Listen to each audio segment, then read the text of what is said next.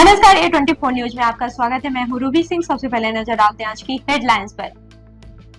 भारत विकास परिषद अलवर ने चिकित्सक एवं चार्टर्ड अकाउंटेंट दिवस पर सम्मान समारोह आयोजित किया।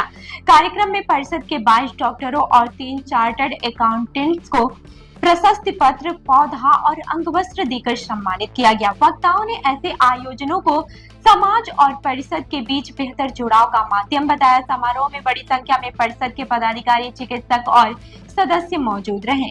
बहुत अच्छे परिणाम आते हैं तो बहुत अच्छा लगता है। कभी कभी परिणाम अच्छे नहीं आते हैं तो दुख भी होता है, लेकिन इसका मतलब ये नहीं है कि सारे चिकित्सकों को कोई बहुत सोसाइटी अभी भी किसी कम नजरों से देखती है। अभी भी हमारी सोसाइटी में शिक्षकों का बहुत सम्मान है, बहुत अच्छा उनको माना जाता है और भगवान के रूप में ही उनको पूजा जाता है। अलवर में बेस्ट फैकल्टी के साथ सर्वश्रेष्ठ बोर्ड परीक्षा परिणाम देने वाली संस्थाओं में शामिल आदित्य एजुकेशन ग्रुप में प्रवेश प्रारंभ हो चुके हैं। यहाँ स्कूल फीस में ही फाउंडेशन की सुविधा उपलब्ध है।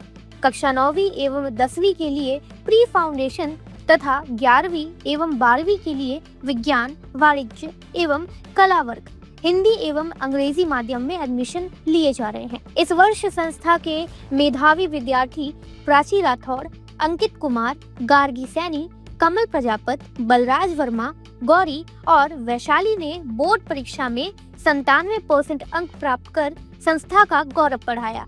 संस्था द्वारा प्रत्येक मेधावी विद्यार्थी को 21,000 का चेक प्रदान किया गया तथा 300 से अधिक प्रतिभावान विद्यार्थियों को सम्मानित किया गया।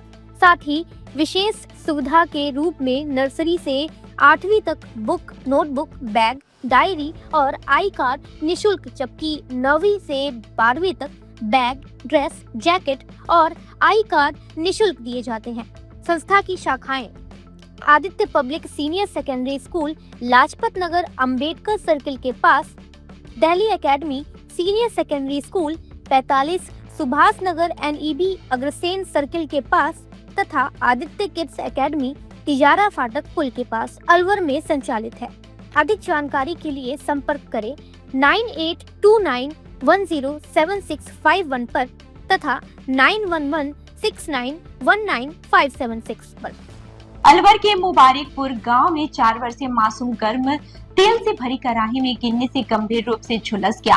हादसा उस समय हुआ जब बच्चे के पिता गोलगप्पे बनाने के लिए तेल गर्म कर रहे थे। प्राथमिक उपचार के बाद बच्चे को गंभीर हालत में अलवर जिला अस्पताल रेफर किया गया। चिकित्सकों की निगरानी में उसका इलाज जारी है। ये बच्चे का क्या नाम है इसका? माहिर। उसके पिता का क्या नाम है? आदर्श। कहाँ के रहने वाले? मुबारकपुर। क्या हुआ था इधर? ये सुबह गोलगप्पे बना रहे थे तो बारिश आ गई, तो मैंने सोचा कि बारिश आ गई थोड़ी कढ़ाई नीचे रखते हैं। उसके बाद थोड़ी मैं इधर उधर हो गई तो ये खेलते ये इसको पैर फिसल गया, ये कढ़ाई में गिर गया जाता है। कढ़ाई में गिर गया। हाँ। जलाइए। ये जलाएगा ये कमर से लेके नीचे तक, पैर तक। अच्छा। हाँ। उसके बाद खाने के गए? छाले पड़ गए इसमें। और सुबह 10 बजे की बात है। अच्छा। हाँ। तो पहले खाने के गए? पहले लेके पहले अपने गांव में दवा खाना वहाँ पे लेके गए, उधर ठीक नहीं करा, डॉक्टर ने मना कर दिया, फिर मलबा लेके आए। अब कैसी कंडीशन है बच्चे की? अभी तो थोड़ा आराम है। हाँ। कढ़ाई में गिर गया था? हाँ, कढ़ाई में गिर गया, तेल की कढ़ाई में। कितना तेल था? गर्म था? बहुत ज्यादा गर्म था। जब उतार के रखी थी भट्टी पे से, जब ही गिर गया ये हाल था। जल गया मतलब? हाँ, जल गया। क्या नाम है आपका? आरती। आप माँ हो? हाँ, मैं माँ है। अलवर के सीकर कस्बे में तेज रफ्तार इको कार सड़क किनारे चारपाई पर सो रहे गाड़ियां लोहार परिवार पर चढ़ गई। हादसे में 60 वर्षीय महिला महमू की मौत हो गई है, जबकि उसका बेटा राजेश गंभीर रूप से घायल हो गया। पूरी घटना पास लगे CCTV कैमरे में कैद हो गई है।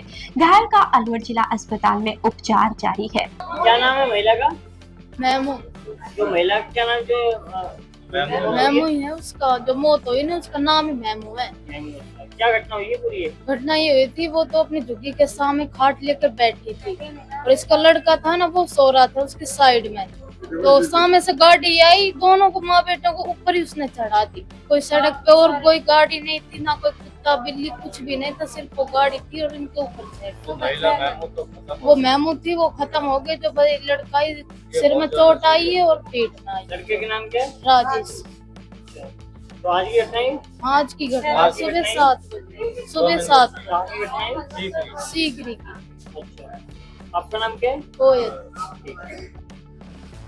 रामगढ़ विधायक सुखवंत सिंह ने ग्राम मोनपुर में आयोजित ग्रामीण सेवा शिविर में हमारा गांव हमारी योजना हमारा विकास अभियान का शुभारंभ किया। इस दौरान एक पेड़ मां के नाम अभियान के तहत पौधारोपण कर पर्यावरण संरक्षण का संदेश दिया गया। कार्यक्रम में जिला परिषद सीईओ सहित प्रशासनिक अधिकारी, जनप्रतिनिधि, ग्रामीण और बड़ी संख्या में कार्यकर्ता मौजूद रहे। अलवर यातायात पुलिस ने भगत सिंह चौराहे पर विशेष अभियान चलाकर करीब 300 मॉडिफाइड साइलेंसर जब्त किए हैं। कार्यवाही के बाद इन साइलेंसरों को रोड रोलर से नष्ट कर दिया गया। यातायात प्रभारी संजय शर्मा ने बताया कि तेज आवाज वाले साइलेंसर ध्वनि प्रदूषण और नियमों का उल्लंघन करते हैं। ऐसे वाहन चालकों के खिलाफ आगे भी लगातार कार्यवाही जारी रहेगी। श्रीमान पुलिस अधीक्षक महोदय जिला अलवर और एएसपी सर मुख्यालय के निर्देशानुसार हमारी यातायात पुलिस की एमबी एक्ट के खिलाफ एमबी एक्ट में कार्रवाई लगातार जारी है, जिसमें खासकर बुलेट मोटरसाइकिलों में जो मॉडिफाइड साइलेंसर लगाते हैं उनके खिलाफ हमने कार्रवाई करते हुए करीब 250 से 300 ये जब्त किए हैं साइलेंसर और इनको आज रोड रोलर के द्वारा नष्ट कराया गया। लगातार और भी आगे कार्रवाई कर रही है? बिल्कुल, हमारी ट्रैफिक कार्रवाई लगातार जारी रहेगी। लगाते हैं क्या उन पे भी कार्रवाई? बिल्कुल, वो सब आइडेंटिफाई है और लोकल पुलिस भी हमारे साथ मिलकर कार्रवाई करते हैं और उनको पाबंद भी कर रखा है कि इस तरह के मॉडिफिकेशन ना करें। कितने साइलेंसर आज ये करीब 250 से 300 साइलेंसर है और जिसमें 50 के करीब प्रेशर और भी है। तो यहाँ पे आप नियमों की पालना नहीं करते, उसको किस तरह की समझाइश आपके द्वारा की जाती है? बिल्कुल, हमारा समय समय पर श्री पीएचक्यू के निर्देशानुसार एमबी एक्ट का समझाइश का भी, और फिर जब समझाइश खुद नहीं मानता है तो उसके खिलाफ एमबी एक्ट कार्रवाई के अभियान लगातार जारी है। राजकीय महाविद्यालय मालाखेड़ा ने स्नातक प्रथम वर्ष प्रवेश के लिए तीसरी वरीयता सूची और प्रतीक्षा सूची जारी कर दी है। चयनित विद्यार्थियों को 8 जुलाई तक दस्तावेजों का सत्यापन कराकर ई-मित्र के माध्यम से प्रवेश शुल्क जमा कराना होगा। निर्धारित समय सीमा में प्रक्रिया पूरी नहीं करने वाले अभ्यर्थियों का प्रवेश स्वतः निरस्त माना जाएगा। शादी पार्टी विवाह उत्सव के लिए अलवर में एक ही नाम, दिनेश साड़ी भंडार, गंडूरा वाले, मालन की गली। हमारे यहाँ ब्राइडल लहंगा चुन्नी, लेस वाली हैवी साड़ी, मीनावाटी लहंगे, ओढ़नी, खाली लहंगे, खाली चुन्नी, राजपूती बेस, चुनरी ओढ़नी, चुनरी साड़ी और लहंगे व बनारसी लहंगे भी मिलते हैं।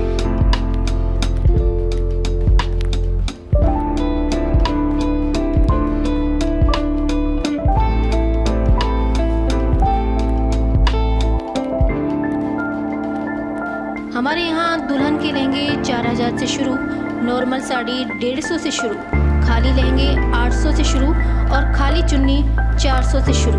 तो चले आइए हमारी दुकान पर, दिनेश साड़ी भंडार, गंडूरा वाले व राहुल साड़ी भंडार, मालन की गली, अलवर। संपर्क करें 9414283252 और 7033334775। नेता प्रतिपक्ष टीकाराम जूली ने रिफाइनरी उद्घाटन से पहले भाजपा सरकार पर निशाना साधते हुए कहा कि परियोजना का अधिकांश निर्माण कांग्रेस सरकार के समय पूरा हुआ था। उन्होंने आरोप लगाया है कि भाजपा केवल उद्घाटन कर राजनीतिक श्रेय लेने का प्रयास कर रही है।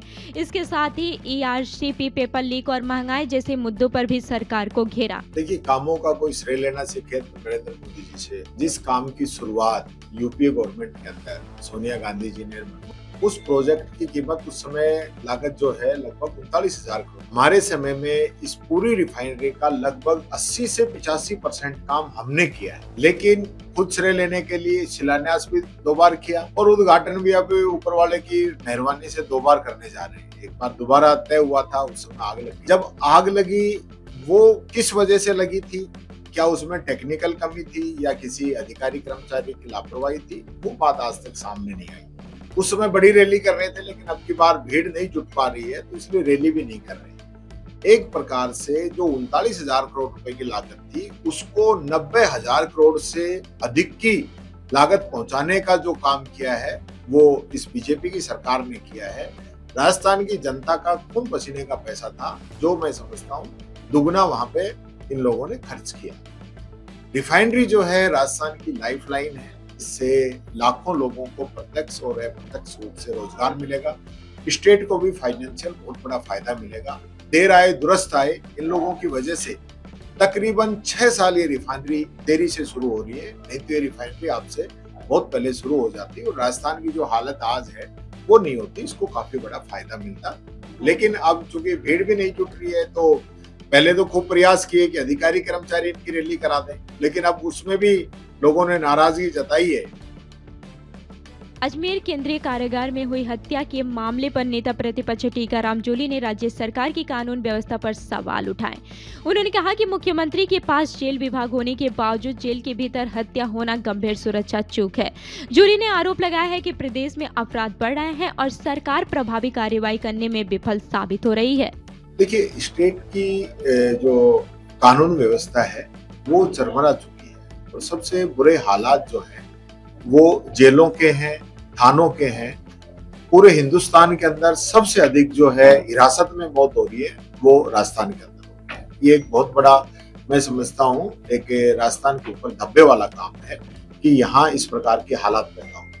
दूसरी बात मैं कहना चाहूंगा कि जो जेल की जहां तक बात है, हमारी जो सबसे हाई सिक्योरिटी जेल है वो अजमेर की है, जिसके अंदर बहुत ही खुखार जो अपराधी हैं उनको या अलग अलग मामलों के अंदर जो कैदी आते हैं उनको वहां पे रखा जाता है। तो उसी जेल के अंदर इस प्रकार से मर्डर हो जाए, वो कहीं ना कहीं ये दर्शाता है कि कानून व्यवस्था जो है चौपट है। मुख्यमंत्री जी खुद जेल मंत्री हैं और जेल से उनको मारने की धमकियां मिलती रहती हैं। पूरे स्टेट के अंदर लगातार जो है धमकियां मिलती रहती है, कलेक्टेड ऑफिसरों को, अदालतों को, विधानसभा को, अलग अलग ऑफिसेस को। खुद मुख्यमंत्री जी को मैं समझता हूँ कोई 3 से 4 बार धमकी मिल चुकी है। तो ये जो सारा जो मामला है ये दर्शाता है कि मुख्यमंत्री जी पूरा समय जो है दिल्ली दरबार में कुर्सी बचाने के लिए हाजिरी लगाने में लगे रहते हैं। इस विभाग के खुद मंत्री वही है, उन्हीं के पास है, तो ध्यान दे कौन? उनको तो फुर्सत है नहीं। तो मैं चाहूंगा मुख्यमंत्री जी को गृह मंत्री, कोई फुल टाइम का विधायक हो, उसको गृह मंत्री बनाना चाहिए। नेता प्रतिपक्ष टीकाराम जूली ने मानसून की तैयारियों को लेकर राज्य सरकार पर भ्रष्टाचार और लापरवाही के आरोप लगाए हैं। उन्होंने कहा है कि हर साल करोड़ों रुपए खर्च होने के बावजूद नालों की सफाई, सड़कों की मरम्मत और जल निकासी व्यवस्था की अधूरी है। वहीं जूली ने मांग की है कि बारिश से पहले सभी जरूरी तैयारियां पूरी कर आमजन को राहत दी जाए। मानसून के नाम पे चूंकि बजट मिल जाता है कि मानसून आ रहा है और नाले की सफाई होगी और सारी व्यवस्थाएं हम ऑलरेडी देखेंगे, उसमें बहुत बड़ा भ्रष्टाचार यहाँ पे हो रहा है। सफाई के ठेके तो कई गुना बढ़ा दिए गए, लेकिन सफाई नहीं हुई नालों की। जयपुर के अंदर आधे घंटे की बारिश आई 7 दिन पहले, जयपुर वासी एकदम जो है जो जहां था वहीं रुकने को मजबूर हो गए। बसों तक के अंदर पानी चला गया और जो गरीब तबका रहता है, जो कॉलोनियां नीचे लेवल में है, उनके लोगों को जीना मुश्किल हो गया। और जो नगर निकाय, नगर निगम की जो इन्होंने घोषणा कर रखी थी कि हम जो है नाले साफ कर रहे हैं, उन सबकी पोल खुल गई। और यही हालत, चाहे आप अलवर की बात कर लो, चाहे जयपुर की बात कर लो या अन्य जगह की बात कर लो, सिर्फ और सिर्फ भ्रष्टाचार के अलावा कोई काम नहीं हो रहा है। जो नाले आपको मानसून आने से पहले साफ कर देने चाहिए थे, वो नाले मानसून आने के बाद में भी आप देखोगे तो ये साफ नहीं कर पाएंगे, क्योंकि मॉनिटरिंग की कमी है, भर्तियां नहीं हो पा रही है, ठेकेदारों को लाभ पहुंचाने का काम किया जा रहा है। ये सारा सिस्टम है, क्योंकि देख रेख तो है नहीं, तो मॉनिटरिंग करता नहीं है। सिर्फ पूरे दिन वीसी चलती है, मुख्यमंत्री जी, मंत्री जी, भारत सरकार, यानी एक ही मामले में 3-3 अधिकारी वीसी लेते हैं। और यहाँ का जो स्टाफ है, जो भी अधिकारी कर्मचारी, वो दिन भर फाइल लेके वीसी में बैठा रहता है। तो फिर काम कब करेगा? 2-2 घंटे के इनके लेक्चर सुन के वापिस आ जाता है, नतीजा वही ढाक के 3 बात। तो सरकार को चाहिए कि मॉनिटरिंग करे और एक विभाग की वीसी जो है एक ही आदमी ले ले। भारत सरकार अलग लेती है, मुख्यमंत्री जी अलग लेते हैं, मंत्री अलग लेता है, फिर उसके बाद सेक्रेटरी या डायरेक्टर है वो अलग लेता है। तो पूरे दिन ये तो बेचारे वीसी में ही लगे रहते हैं सर। राजगढ़ बांदीकुई रेल मार्ग पर सुरेर गोट के बीच योगा एक्सप्रेस से गिरने से एक युवक की मौत हो गई है। मृतक की पहचान उत्तर प्रदेश के बागपत निवासी यश बाजवान के रूप में हुई है, जो राजस्थान के एक निजी स्कूल में शिक्षक था। सूचना पर जीआरपी ने शव को राजगढ़ सीएचसी पहुंचाकर पोस्टमार्टम कराया और परिजनों को सौंप दिया। पुलिस ने मामला दर्ज कर जांच शुरू कर दी है। आज करीब सुबह 4 बजे के आसपास आरपीएफ स्टाफ अलवर ने जरिए टेलीफोन थाना जीआरपी पर सूचना दी कि ट्रेन योगा एक्सप्रेस से एक आदमी ट्रेन से गिर गया है, जिसमें मैं जाब्ता के पहुँचा तो मृतक के साथ इसके साथी से, जिन्होंने एम्बुलेंस की सहायता से और जिला पुलिस की सहायता से लाश को घटनास्थल से उठाकर राज्य के चिकित्सालय राजगढ़ में रखवाई गई है। मृतक का नाम यश, पिताजी का नाम श्रीनिवास, निवासी बड़ौद, ईपीओ ने बताया है, जिसके वारिसान आने का इंतजार है।